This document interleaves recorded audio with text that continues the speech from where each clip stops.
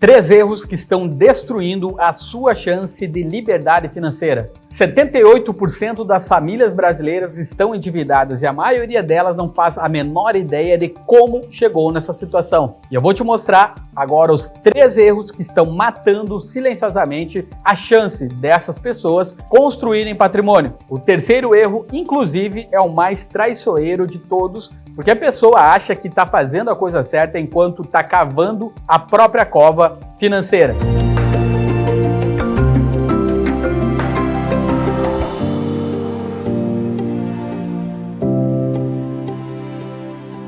E aí, tudo bem? Eu sou o Eliseu, fundador da Esperato Investimentos. Aqui no canal eu te ajudo a pensar de uma maneira diferente sobre dinheiro, com dados, auxiliando você a construir patrimônio de verdade e conquistar a sua liberdade financeira. Olha só nesse dado aí da CNC, Confederação Nacional do Comércio, em dezembro de 2024, 78,1% das famílias brasileiras declararam ter algum tipo de dívida. Isso aí não é uma opinião minha, é uma pesquisa séria da PEC, Pesquisa de Endividamento e Inadimplência do Consumidor. Pensa comigo então agora, se cada 10 brasileiros, 8 estão praticamente endividados. Será que o problema é individual ou tem alguma coisa sistêmica acontecendo? Será que 78% das pessoas são irresponsáveis e ninguém percebe isso? O que eu vou te falar? O sistema financeiro brasileiro, ele não foi desenhado para estar a maioria prosperando. Ele foi desenhado para você estar consumindo, para a gente ser consumidor. Primeiro erro, subestimar o peso do carro no seu orçamento. Primeiro erro e talvez o mais popular, subestimar o peso de um carro no seu orçamento. Olha, ter carro no Brasil ainda é um sonho, tá? Segundo a pesquisa Dreams Index, aí da Serasa, o segundo maior desejo material dos brasileiros é adquirir o carro e só perde para o quê? Para casa própria. Eu entendo completamente, para muita gente o carro não é um luxo. Eu, inclusive, não tenho carro aqui no Brasil. É uma ferramenta de trabalho, é independência, é deixar de gastar 2, 3 horas por dia em um ônibus lotado. Só que aí vem o problema. A maioria das pessoas não faz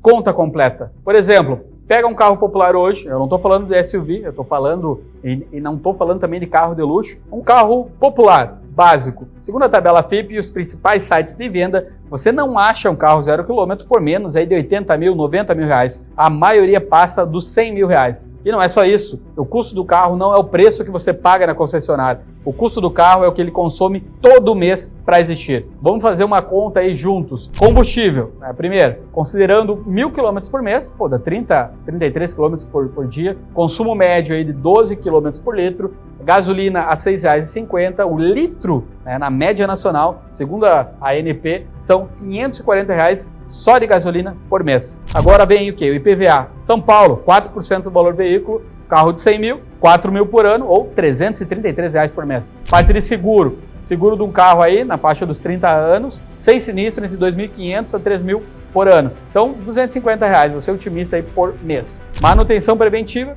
você não vai gastar aí pelo menos 3 mil por ano, então vai dar 250 também por mês. Estacionamento, pedágios, 300 reais por mês, vou ser bem conservador. Depreciação, aqui todo mundo esquece, o carro perde em média de 15 a 20% do valor nos primeiros anos. Num carro de 100 mil, são 15 a 20 mil reais de perda patrimonial por ano. Eu vou usar 15%, 1.250 perdendo só por ter o carro de depreciação. Isso aí, são quase o que 3 mil reais por mês e eu nem coloquei lavagem, multa ou qualquer imprevisto mecânico. Sabe o que é pior? A renda média do brasileiro é de R$ 3.057 reais por mês. Isso é dado do IBGE, da PNAD contínua de 2024, ou seja, um carro popular custa praticamente o salário médio do brasileiro só para existir. Espera, porque piora. A maioria das pessoas não compra o carro à vista. O que ela faz? Financia. A maioria das pessoas. E aí que o buraco fica realmente profundo. A taxa média de financiamento de veículos no Brasil está em torno de 1,6% ao mês. Isso é dado do Banco Central. Parece pouco. Faz a conta. 1,6% ao mês vira 20% ao ano. Num financiamento de 100 mil reais em 60 meses, você paga parcelas de R$ 2.600. No final, você desembolsou R$ 156 mil reais, ou 56% a mais do que o carro originalmente custava. Eu não estou dizendo para você não ter carro, eu estou dizendo que você precisa entender o tamanho desse compromisso. Porque a pergunta é, não posso pagar a parcela? A pergunta é, quanto de dinheiro eu vou estar deixando de fazer para trabalhar para mim? E aliás, esse conteúdo, se ele está te fazendo refletir, já deixa o like, por favor, se inscreve no canal, ativa o sininho, isso ajuda demais. O algoritmo está mostrando esse vídeo para mais gente que precisa ouvir isso. Segundo erro, não ter proteção financeira. Segundo erro é achar que imprevisto só acontece com os outros. Eu vejo muito. A pessoa faz um planejamento financeiro, coisa mais linda na teoria, coloca as projeções de investimento, calcula quanto vale ter daqui 10, quanto que vai ter daqui 20 anos, esquece o variável fundamental. A vida não segue planilha. Segundo o IBGE, mais de 70% dos brasileiros não tem um plano de saúde privado. A maior parte depende exclusivamente de quem? Do SUS. E olha, o SUS tem coisas excelentes, transplantes, vacinação, tratamentos complexos, mas também tem o quê? Filas, demoras, muitos lugares também tem uma estrutura precária. Agora imagina a seguinte situação, você tem 35 anos, está construindo patrimônio, economizando R$500 por mês, fazendo tudo certinho, aí um dia descobre um problema de saúde que precisa de cirurgia urgente. No particular, a cirurgia custa 50, 80 mil reais, às vezes mais. Uma diária de UTI no hospital particular facilmente passa dos 5 mil reais. Então 8 dias vão custar o equivalente a anos de economia. Eu não estou inventando, eu já vi casos na família de pessoas próximas, uma internação de 10 dias, por complicação de Covid, uma conta passar de 100 mil reais. Isso destrói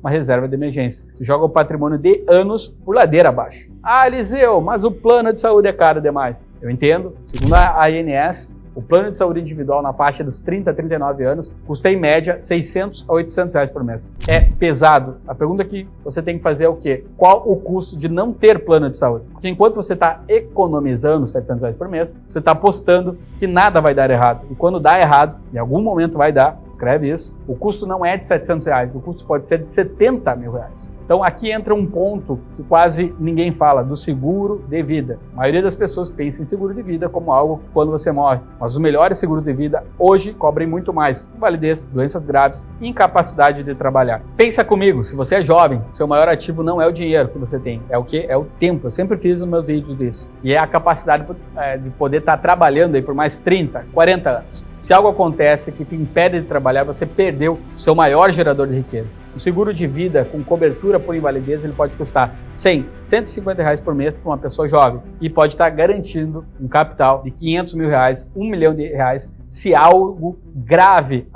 acontecer ou hipoteticamente acontecer. Então não é sobre ser pessimista, é sobre ser otimista com guarda-chuva e entender que construir patrimônio não é só fazer o dinheiro crescer, também proteger o que você já construiu. Terceiro erro, não estudar sobre dinheiro. Terceiro erro, esse aqui é o mais traiçoeiro de todos, que a pessoa que comete esse erro não sabe que está cometendo. O erro é achar que você já sabe o suficiente sobre dinheiro. Segundo a Ambima, 31% dos brasileiros se consideram investidores. Desses, a maioria está onde? Está na poupança. Historicamente, ela perde para inflação. O dado que mais impressiona é o que é outro. Segundo pesquisa do Banco Central, mais de 60% dos brasileiros não conseguem calcular juros compostos. 60%.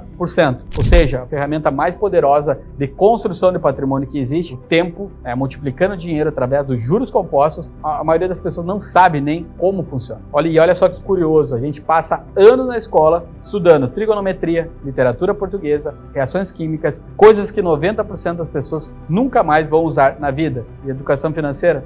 Ninguém estuda formalmente. E sabe o que acontece? As pessoas chegam na vida adulta tendo que tomar decisões sobre dinheiro, financiamento, investimento, previdências, impostos, sem qualquer base para isso. E tem um efeito psicológico que piora tudo isso, o efeito Dunning-Kruger. Ele diz que quanto menos você sabe sobre um assunto, mais você acha que sabe. Você nem tem conhecimento suficiente para perceber a própria ignorância. E eu também me incluo nisso. Quando eu comecei a estudar sobre investimentos, eu achava que, já manjava. E já tinha lido muitos artigos, já tinha visto vários vídeos, como esse aqui, achava que estava pronto, e quando eu realmente me aprofundei, eu percebi que eu não sabia quase nada. E sabe qual foi a área de estudo que mais me deu retorno na vida? Não foi faculdade, não foi MBA, foi estudar sobre dinheiro e sobre mindset, sempre. Porque pensa comigo, você pode mudar de carreira várias vezes na vida, pode trabalhar em áreas completamente diferentes, mas tem uma coisa que vai te fazer acompanhar do primeiro emprego até o último dia: relação com dinheiro. Faz sentido estudar anos para uma profissão que talvez você nem vai exercer e não estudar nada, sobre a única coisa que vai te acompanhar a vida inteira? Epicteto, um filósofo estoico, ele dizia: é impossível para um homem aprender aquilo que ele já pensa que sabe. Se você quer realmente construir patrimônio, o primeiro passo é admitir que você provavelmente não sabe o suficiente. E eu também não sei. A vida é de constante aprendizado, é por isso que eu continuo estudando. Então, recapitulando aqui os 3 erros que estão destruindo silenciosamente a chance de milhões de brasileiros conquistarem a liberdade financeira. Primeiro, subestimar o peso do carro no orçamento. O custo real de um veículo ele pode consumir equivalente a um salário mínimo inteiro só para existir. Segundo, não ter proteção financeira, já que imprevisto é coisa de filme, é de outro mundo, quando na verdade é só uma questão de tempo. Terceiro, achar que já sabe o suficiente sobre dinheiro. O próprio efeito Dunning-Kruger faz pensar que você já manja, né? Quando na verdade mal arranhou a superfície sobre um determinado assunto ou conteúdo. Então me conta aqui nos comentários quais desses erros você já cometeu, quais deles você vê mais pessoas ao seu redor cometendo esses erros. Eu quero muito saber a opinião de vocês, porque é muito importante. E olha só, você que quer ir mais fundo nesse assunto, tem algo complementar toda semana, eu mando um e-mail gratuito da minha newsletter Soberania Financeira. Se inscreve lá, é gratuita. Lá eu compartilho análises que eu não publico aqui no YouTube, né? Alertas sobre oportunidades que eu estou observando no mercado, bastidores das minhas próprias decisões de investimento, incluindo aí erros. Não é uma teoria, são casos reais, números reais, decisões reais que eu tomei com o meu próprio dinheiro. Então todo domingo, pela parte da noite, você vai estar recebendo insights que podem mudar a sua semana. O link está aqui embaixo da descrição, é grátis, pode cancelar quando quiser. Se inscreve, passa esse vídeo para todo mundo, não seja um curupira de investir errado. Um grande abraço e ótimos investimentos em 2026 para você. Valeu!